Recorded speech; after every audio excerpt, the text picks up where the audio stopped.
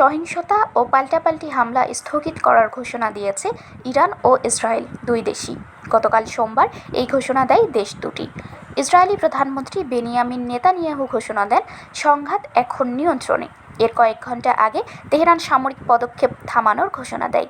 সোমবার তেহরান আপাতত হামলা বন্ধের ঘোষণা দেয়, তবে ইসরায়েল যদি আবার ইরানে বা লেবাননে হামলা চালায় তাহলে এর জবাব দেওয়া হবে বলেও জানায় দেশটি।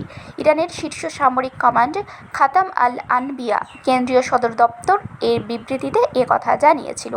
2 মাস পর ইসরায়েল ও ইরানের পাল্টাপাল্টি হামলায় মধ্যপ্রাচ্যে নতুন করে উত্তেজনা শুরু হয় গতকাল রোববার দিবাগত রাতে। গতকাল সোমবার সকালেও তাদের মধ্যে পাল্টাপাল্টি হামলা অব্যাহত ছিল। শারমিন শিমু, বরেন্দ্র টেলিভিশন।